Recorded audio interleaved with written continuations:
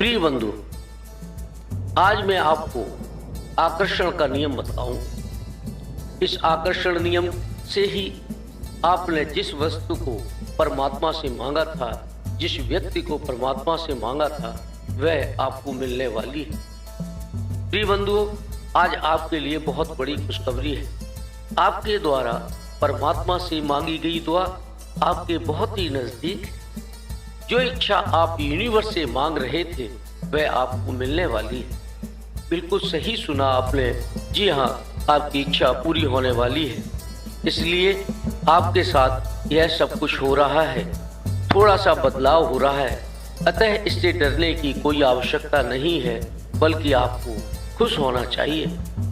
प्रिय बंधुओं, जब हमारी इच्छा हमसे बहुत नज़दीक होती है, जिस वस्तु को हमने मांगा है वो हमारे जब बहुत नज़दीक होती है, तब हमारे व्यवहार में, कई तरह के व्यवहारों में और हमारे आचारों में बदलाव आते हैं। विशेष रूप से उन परिस्थितियों में जब आप किसी चीज़ या खास इंसान को याद कर रहे होते हैं, तो आकर्षण नियम के अनुसार बदलाव आना स्वाभाविक है।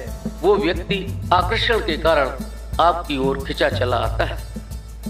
इसे ही हम लॉ ऑफ अट्रैक्शन कहते हैं। जब आपके विचारों ने उस वस्तु को बहुत नज़दीक ला करके खड़ा कर दिया, तो वो वस्तु आपको दिखलाई भले ही ना दे, लेकिन आपको एक दृष्टि के द्वारा उसको देखना पड़ेगा, तभी आपको वो वस्तु प्राप्त होगी। प्रिय बंधुओं, वास्तव में जो आप चाह रहे थे वो तो तुमसे कभी दूर ही नहीं थी, बल्कि तुमने कभी अपने विचारों के द्वारा उस व्यक्ति को या परमात्मा को आकर्षित करने की कोशिश ही नहीं की। मैं आपको एक उदाहरण देता हूँ। जब कोई वस्तु खो जाती है, तब हम उसे घर में जगह जगह इधर उधर ढूंढते हैं, परेशान होते हैं और थक कर बैठ जाते हैं। और अचानक ही आपको याद आता है कि अरे, हमने तो कोई स्थान, एक ऐसा स्थान जिसको देखा ही नहीं, उस जगह भी देख कर लेते हैं, उस जगह को भी ढूंढ लेते हैं, तो आप पाते हैं कि वह वस्तु उस स्थान पर मिल जाती है।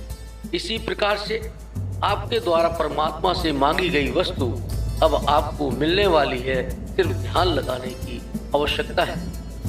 इसी प्रकार से मैं आपको परमात्मा की बात बताता हूँ।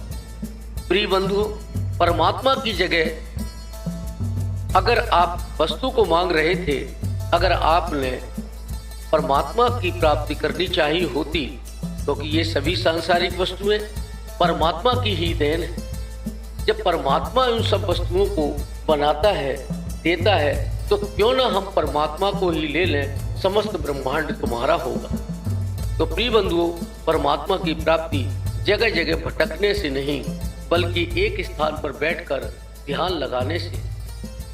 इसे ही हम आकर्षण का नियम कहते हैं। सांसारिक निर्वाह के लिए, अर्थात हमें अपने भरण पोषण के लिए भी अध्यात्म की आवश्यकता होती है, क्योंकि विवेक, बिना विवेक के ज्ञान प्राप्त नहीं होती है और संसार के मोह में व्यक्ति फंस करके नष्ट हो जाता है। अतः हे बंधुओं, परमात्मा पर ध्यान लगाएं और ध्यान लगा करके अध्यात्म की प्राप्ति करें और अध्यात्म के द्वारा विवेक रूपी ज्ञान की प्राप्ति करें, जिससे आपका जीवन सफल होगा, सभी दुख दर्द दूर होंगे और आपके मनचाही वस्तु भी आपको प्राप्त होगी।